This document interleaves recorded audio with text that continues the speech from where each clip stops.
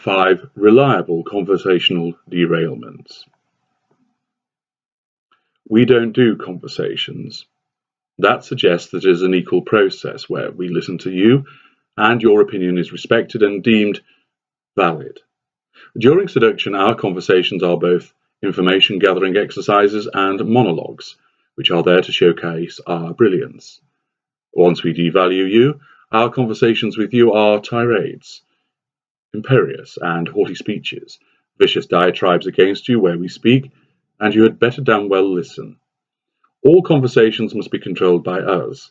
Our need for control is considerable, because if we ever allow you to hold centre stage, then we are losing out. We risk losing fuel, we are allowing our innate superiority to be undermined, and we are ceding control to you. This is why we must never allow you to think or even achieve some kind of dominance, even if slight, during a conversation over us. The conversation is a mechanism for our use, not yours. It is for us to shine, to avoid blame, to lash out at you, to hoover you back in, and enable us to achieve what we want. It is our conduit, and you just happen to be involved but on the receiving end. Achieving such domination and control of the conversational arena is absolutely necessary, and to maintain such a position, we engage in numerous manipulations. There are many which are deployed, and here are 5 of the most popular ways we will derail a conversation for the purposes of maintaining or seizing control. 1. Blame shift. If you are trying to accuse us of something or pin the blame on us in the course of a conversation, this is against our rules. We will not allow this to happen. We are unaccountable, and especially so to somebody like you. If you can hold us to account through a conversation, then this reduces our superiority and allows you control. In order to prevent you from achieving this, we will engage in a blame shift. Whatever you are accusing us of will be your fault. It does not matter if there is no logical link, in your world, between what you have accused us of and our response.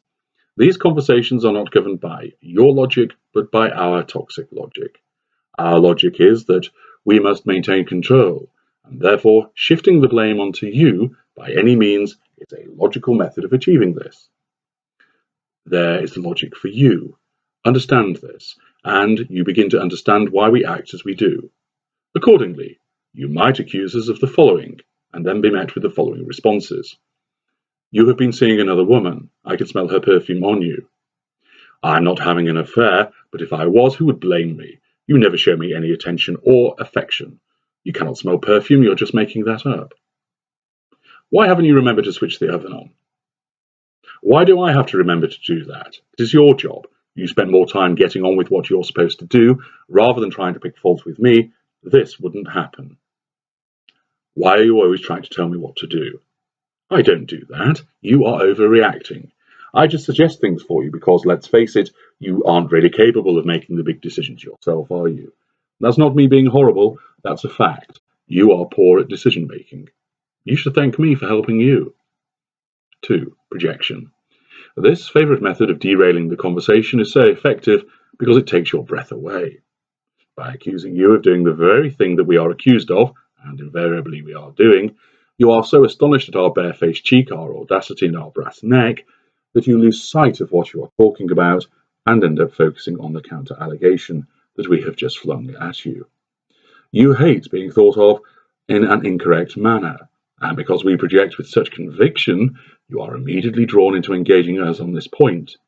You will fail to press on with your accusation against us, and instead be sidetracked into discussing your own behaviour in a fruitless effort to try and persuade us that you have not done any of the things that we accused you of. You let your emotional response to such allegations take hold of you, and this is entirely deliberate. Expect to hear comments such as these. If you didn't drink so much, you might begin to realise just how horrible you can be, but you can never remember because of your drinking. You always take the last can of soda without replacing it. It is so selfish. Me flirt. Have you seen the way you go on around Harry? Only last week you were all over him like a rash. It just wasn't me that saw it and commented on it either. You never turn up on time. I find it disrespectful. You spend too much time thinking about your work and not enough concentrating on our children. 3. Interruption. You will not be able to finish what you are saying because of our repeated tendency and need to interrupt you. We do not consider anything that you have to say having any value. You are inferior to us. Therefore, anything which comes out of your mouth must be inferior as well. We do not recognize or respect boundaries, and therefore we regard it as perfectly acceptable to talk over you and interrupt what you are saying. Our sense of entitlement means that we are always to be heard, and if this means cutting across you, then so be it. This can reach even childish extremes, where we will say one word, so you stop, and then we stop. You try to speak again, and we repeat the trick. We keep doing it, halting you from speaking until you continue talking, and we speak over you, or you storm off in frustration. You can expect to hear phrases such as these. If you would just let me speak, if I can get a word in edgeways. Why don't you listen for a change? This is important. I want to have my say for once. If you actually listened, you might understand. No, that's wrong.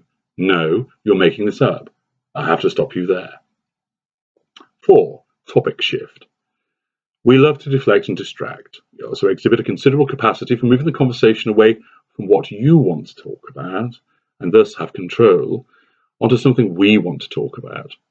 It might be espousing our virtues or having a go at you instead, but we will hijack the conversation and wrench it over to our preferred topic. You must not protest, for if you do, you will be accused of trying to monopolize the discussion and failing to listen to us. We are brilliant at talking about ourselves or finding some topic which we can take round and round and round as you feel yourself falling into a stupor. We rely on your innate empathic nature of politeness, good manners, and being a good listener, so we can abuse this and prevent you talking about something which matters to you. Nobody's interested in what you have to say. Expect shift comments such as these. That's all very interesting, but let me tell you about. That's not important right now, but this is. That is irrelevant. Now, let me tell you. Oh, I must tell you this. It is hilarious. I have to tell you this before I forget. Number 5. Silent treatment. The old favourite. If we do not like the way the conversation is going, then we will either walk off or sit in silence. This is often done when there is a conversation going on in a group setting as well, where we are failing to dominate the discussion. We want to bring it back to us, and therefore by sitting silent and sulking, we hope to engender some sympathetic reaction that causes someone to comment on our silence or invite us to speak. When done in a one-on-one situation, this is designed to ignore what you have to say, treat it as unimportant, and make you feel uncomfortable. You will be forced to ask us what is wrong, and then chase after us as we remain sullen and silent. Your comments are forgotten as the spotlight returns to us once more, and the conversation has been successfully derailed.